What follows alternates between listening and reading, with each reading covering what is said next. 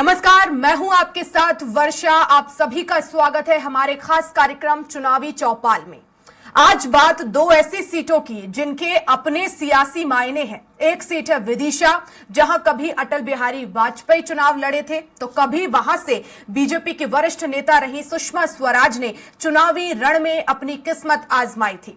सूबे के मुख्यमंत्री शिवराज सिंह चौहान ने इसी सीट से चुनाव लड़कर दिल्ली का सफर तय किया था। तो वहीं दूसरी सीट है गुना, जिस पर हमेशा से ही ग्वालियर राजघराने का दखल देखा गया है। यह सीट राजमाता सिंधिया के जमाने से ही सिंधिया घराने के प्रभाव में रही है। दोनों ही सीटों पर अब तक बीजेपी ने अपने प्रत्याशी घोषित नहीं किए। आखिर किन बातों पर सहमति नहीं बन सकी है, किन चेहरों पर पेच फंसा है, इन सभी मुद्दों पर आज बात करेंगे। लेकिन उससे पहले देखिए खास रिपोर्ट। मध्य प्रदेश विधानसभा चुनाव के लिए विदिशा और गुना सीट पर बीजेपी उम्मीदवारों के नाम पर पेच फंस गया है। सबसे ज्यादा चर्चा इस बात की है कि प्रदेश में बीजेपी ने 228 सीटों पर उम्मीदवार घोषित कर दिए हैं, लेकिन इन दो सीटों को क्यों होल्ड रखा है? क्यों अब तक नहीं हुआ है इस सीट पर प्रत्याशियों का ऐलान? समझते हैं कि आखिर ये दो सीटें बीजेपी के लिए कितनी अहम है और यहाँ क्या समीकरण बन रहे हैं। सबसे पहले समझते हैं विदिशा सीट बीजेपी के लिए क्यों है खास। विदिशा विधानसभा सीट 1972 में कांग्रेस से सूर्य प्रकाश सक्सेना जीते थे। इसके बाद 1977 में यहां जनता पार्टी और उसके बाद 2018 तक लगातार बीजेपी ही जीतती रही है। 2018 में मुकेश टंडन यहां कांग्रेस के शशांक भार्गव से चुनाव हार गए थे। विदिशा संसदीय सीट से पूर्व प्रधानमंत्री अटल बिहारी वाजपेयी, केंद्रीय मंत्री सुषमा स्वराज और मुख्यमंत्री शिवराज सिंह चौहान भी सांसद रह चुके हैं। विदिशा को बीजेपी की सबसे सुरक्षित सीटों में से एक माना जाता है। विदिशा से अटल जी ने लड़ा चुनाव, सुषमा स्वराज रही विदिशा से सांसद, शिवराज भी विदिशा से चुने गए थे सांसद। राजनीतिक विरासत के हिसाब से महत्वपूर्ण सीट। विदिशा में 5 चेहरों की दावेदारी है। इसमें संघ और सरकार दोनों का ही दखल है, लेकिन यहाँ संघ और सरकार किसी एक चेहरे पर एकमत नहीं है। यही वजह है कि यहाँ से नाम होल्ड रखा गया है। राष्ट्रीय स्वयंसेवक संघ यहाँ से श्याम सुंदर शर्मा के नाम का पक्षधर है, जबकि पिछली बार चुनाव हारने वाले मुकेश टंडन मुख्यमंत्री शिवराज सिंह चौहान के करीबी हैं। पूर्व वित्त मंत्री राघव जी की बेटी ज्योति शाह और मनोज कटारे भी यहाँ से दावेदारी कर रहे हैं। विदिशा में मुकेश टंडन पिछला चुनाव हार चुके हैं। शिवराज से नजदीकी के चलते उनके नाम की चर्चा। नरेंद्र सिंह तोमर ने रखा है टंडन के नाम का प्रस्ताव। चौहान जब मध्य प्रदेश युवा मोर्चा के अध्यक्ष हुआ करते थे, तब मुकेश टंडन बीजेपी का कार्यालय संभालते थे।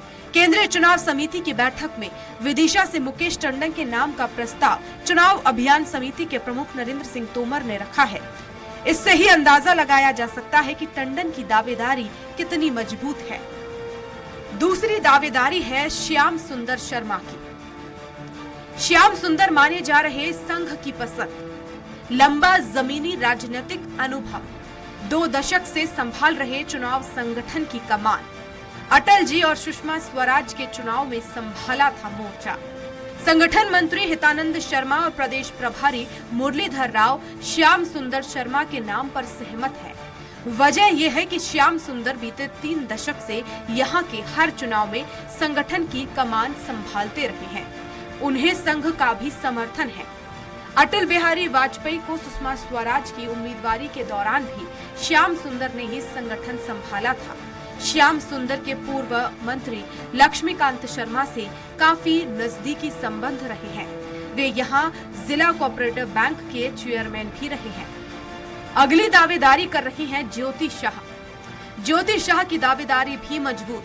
पूर्व वित्त मंत्री राघव जी की बेटी है ज्योति शाह। शमशाबाद भी थी दावेदारी। राघव जी को क्लीन चिट, इसलिए बेटी ज्योति की दावेदारी मजबूत। इसी सीट से तीसरी दावेदारी पूर्व वित्त मंत्री राघव जी की बेटी ज्योति शाह की है। ज्योति की दावेदारी शमशाबाद से भी थी, लेकिन यहाँ शिवराज के करीबी सूर्य प्रकाश मीणा की टिकट पक्की हो गई है।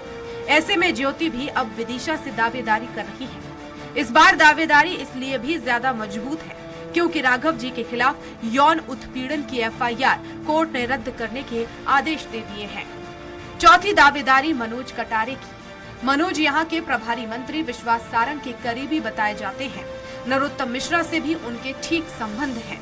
लेकिन राजनीतिक गलियारों में ये चर्चा गाहे बगाहे तेज हो जाती है कि मनोज को शिवराज पसंद नहीं करते हैं। कहा जाता है कि उन्होंने अतीत में कभी शिवराज के लिए अच्छी भाषा का उपयोग नहीं किया था, इसका उन्हें नुकसान हो सकता है। अब बात गुना सीट की। गुना सीट ग्वालियर चंबल रीजन की राजनीति की धुरी में एक महत्वपूर्ण सीट मानी जाती है।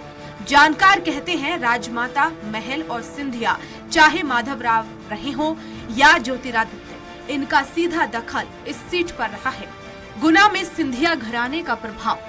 1957 में विजया राजे सिंधिया जनसंघ से सांसद रही। 1971 से 1984 तक माधवराव सिंधिया कांग्रेस से सांसद रहे। 1989 से 1999 तक फिर विजया राजे सिंधिया बीजेपी से सांसद। 1999 में माधवराव सिंधिया फिर इस सीट से जीते। 2001 से 2019 तक ज्योतिरादित्य सिंधिया रहे सांसद। गुना सीट पर ज्योतिरादित्य सिंधिया का वीटो पावर लगा है। सूत्रों का कहना है कि यहां सिंधिया ने मौजूदा विधायक गोपीलाल जाटव का टिकट कंफर्म करने से इनकार कर दिया है। उनका टिकट कटना तय है।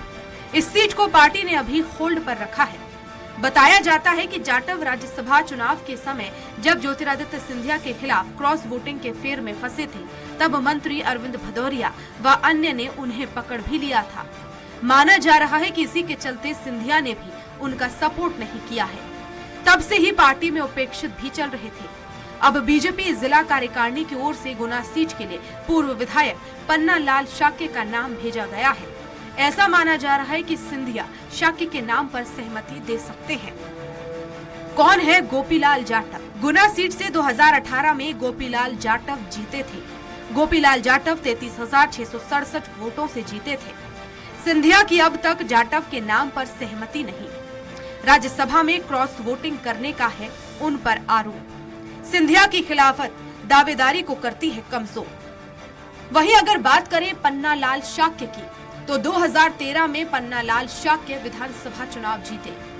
45,111 वोट से जीते थे विधानसभा चुनाव। बीजेपी जिला कार्यकारिणी ने भेजा है शाक्य का नाम। इस बार भी दावेदारी मजबूत।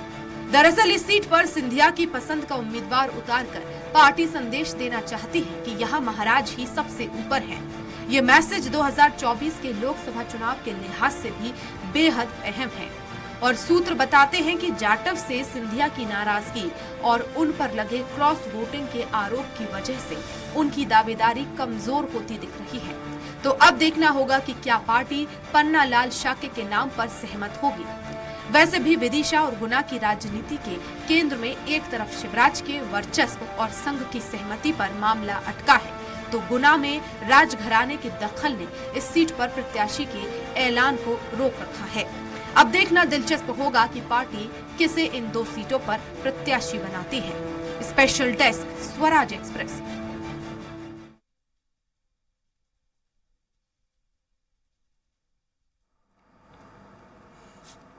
तो चुनावी चौपाल में बात गुना और विदिशा की, क्योंकि पेच फंसा हुआ है। परंपरागत सीटें हैं, लेकिन उसके बाद भी बीजेपी यहां फंसती हुई नजर आ रही है। इसी पर हम आज बात करेंगे। हमारे साथ स्टेट एडिटर अजय त्रिपाठी जी जुड़ गए हैं और वरिष्ठ पत्रकार डॉक्टर सत्यप्रकाश शर्मा जी भी जुड़ गए हैं। साथ ही साथ विदिशा से संवाददाता हमारे साथ जुड़ गए हैं अंकित जोशी। सबसे पहले एक अपडेट विदिशा से ही ले लेते हैं। अंकित, चूंकि आज ये बताया जा रहा था कि गुना और विदिशा में जो है आज बीजेपी प्रत्याशियों का ऐलान कर सकती है, फिलहाल क्या अपडेट? स्थिति में भी अभी डिसाइड नहीं कर पाई है बीजेपी कि किसको टिकट देना है। सभी अपने चहेते शिवराज सिंह जी अपने चहेते को टिकट दिलाने पे लग रही है, जबकि संगठन अलग किसी को अपना कैंडिडेट बनाने पे लगा हुआ है।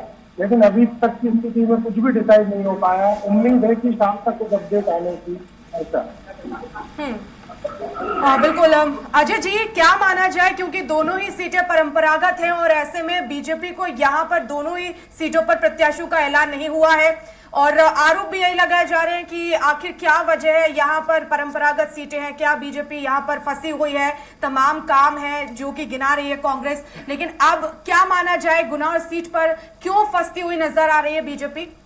देखिए, किसी भी राजनीति में ये बड़ा महत्वपूर्ण होता है कि टिकट जिसको दिया जा रहा है उसका जाति समीकरण क्या है, उसका पार्टी के अंदर नेताओं के साथ कैलकुलेशन क्या है। तो दोनों सीटें इस वजह से फंसी हुई हैं। और जहाँ तक विदिशा की बात की जाए तो विदिशा में साफ दिखाई पड़ रहा है कि शिवराज सिंह चौहान अपने चहेते टंडन जी को टिकट दिलवाना चाहते हैं। और चूँकि पिछली बार भी यही उनकी जिद थी, उसके चक्कर में टिकट दिया गया, लेकिन टंडन चुनाव हार गए। और अब वहाँ पर देखिए, चूँकि विदिशा ऐसा इलाका है जहाँ पर कि जैन समाज का वोट बैंक बहुत बड़ा है।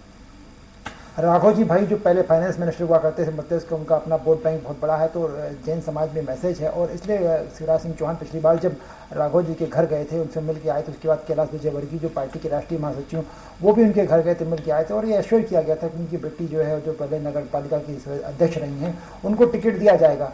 लेकिन अभी भी पार्टी में बहुत सारे आरएसएस का जो एक नया संघ का एजेंडा है, वो श्याम सुंदर शर्मा को वहाँ पर प्रत्याशी खड़ा करना चाहता है।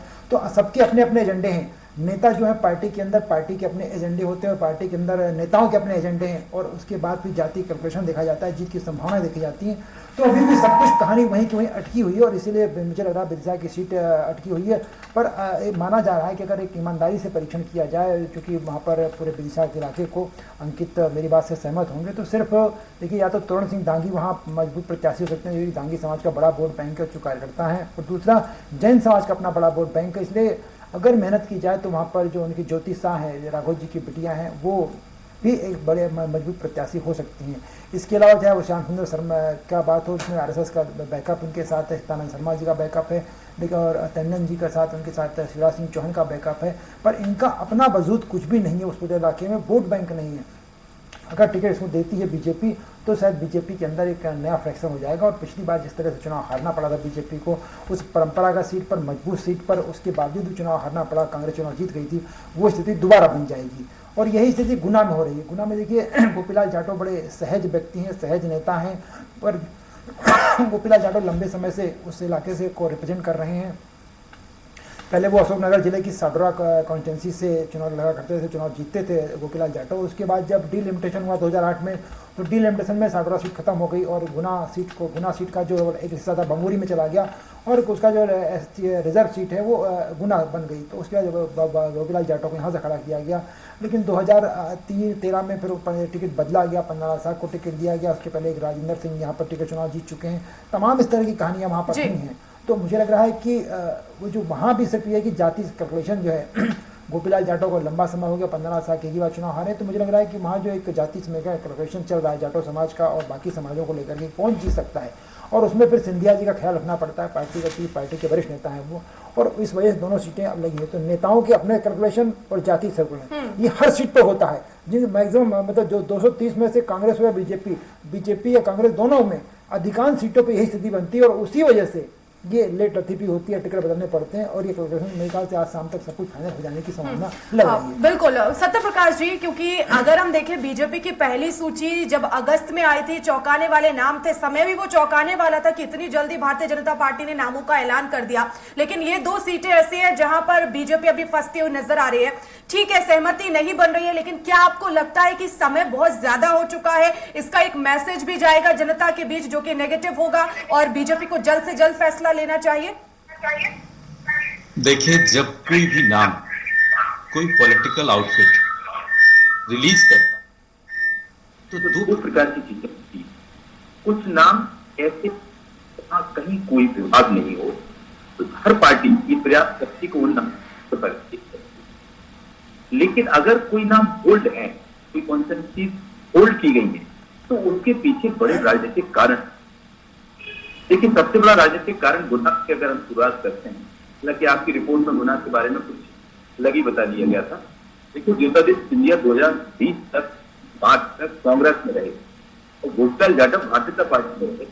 भारतीय जनता पार्टी के लगातार वो विधायक रहे, लेकिन इतने के बावजूद भी भारतीय जनता पार्टी ने उनका टिकट होल्ड करने के पीछे सबसे बड़ा मेजर फैक्टर कहीं ना कहीं अड़चन ज्योतिरादित्य सिंधिया है। इसके पीछे कारण क्या है कि ज्योतिरादित्य सिंधिया की जो राजनीतिक अनबन है वो किसी से छुपी नहीं, जो दिग्विजय सिंह से है। और चूंकि दिग्विजय सिंह को राज्यसभा के जब इलेक्शन हुआ तो उन्होंने क्रॉस वोट करते हुए पार्टी के साथ दिग्विजय सिंह को वोट दिया था, तभी से वो कहीं ना कहीं पार्टी की मुहानी पर हैं। दूसरी चीज और बताएं कि ज्योतिरादित्य जब जब वहां से चुनाव लड़े 2002 से लेके 2019 तक उनको शिवपुरी और गुना दोनों से हार मिली। एक आध बार जीते हूं, कहीं नहीं कहा जा सकता है, पर्टिकुलर उस सीट पर, असेंबली सीट की बात कर रहा हूं, इसलिए उनकी जगह उस सीट पर ज्यादा है।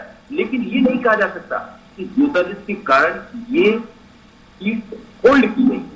देखिए, ये विरसा की जो बात कही जाए, विरसा देश के पटल पर सबसे बड़ी कॉन्सेंसी मानी जाती है। इसके पीछे कारण, क्योंकि यहाँ पार्टी के कद्दावर नेता अटल बिहारी वाजपेयी कभी रिप्रेजेंट किए लोकसभा में, इसके बाद सुषमा स्वराज ने किया, इसके बाद शिवराज सिंह चौहान ने किया। तो ये कहीं ना कहीं शिवराज सिंह चौहान के एट प्रेजेंट होल्ड का क्षेत्र है।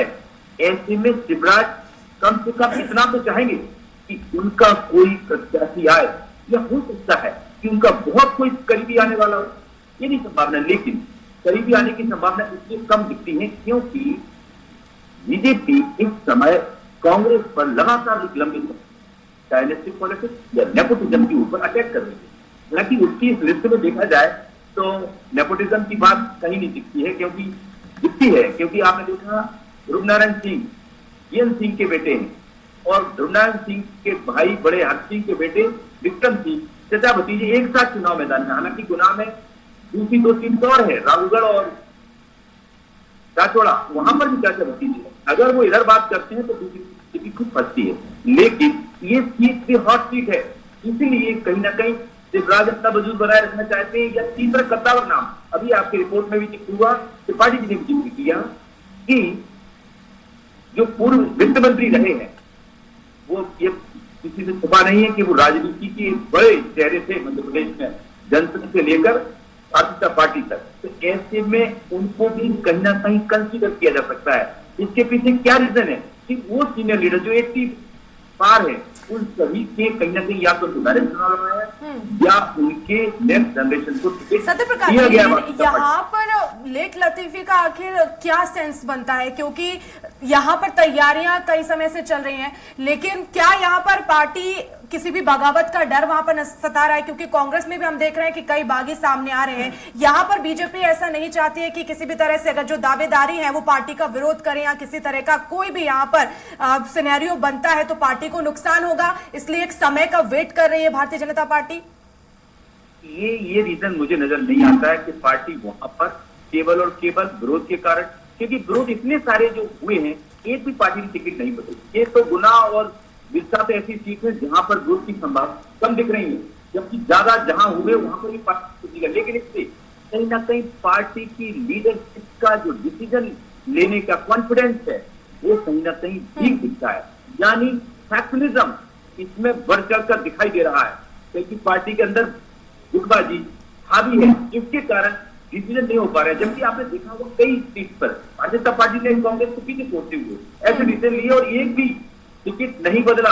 कितने भी विरोध हुए, कई लोग पार्टी छोड़ के भी चले गए, लेकिन बीजेपी ने नहीं बदला। कांग्रेस ने इस मामले में 7 नाम बदलकर कहीं ना कहीं अपनी लीडरशिप को वीक करने का एक तरीका दिखाया कि ये लीडरशिप इतनी स्ट्रांग नहीं है, यानी डिसीजन उतने स्ट्रांग नहीं है। लेकिन ये मुख्य मामला कहीं ना कहीं गुटबाजी और एक बहुत महत्वपूर्ण बिंदु, ग्वालियर चंबल संभाग में जाटव वोट, पर्टिकुलरली एससी नहीं, पर्टिकुलर जाटव कम्युनिटी का वोट सब्सटेंशियल है और सब्सटेंशियल पोजीशन है कम्युनिटी की। इसके कारण अभी तक भारतीय जनता पार्टी ने जितने भी सिटिंग एमएलए थे या फिर जो 2020 में ज्योतिरादित्य के साथ आए थे, उन सबके टिकट काट दिए। तो इससे एक निगेटिव इमेज निगेटिव पार्टी की SC vote particularly Jatav community के अगेंस्ट अगर चली गई।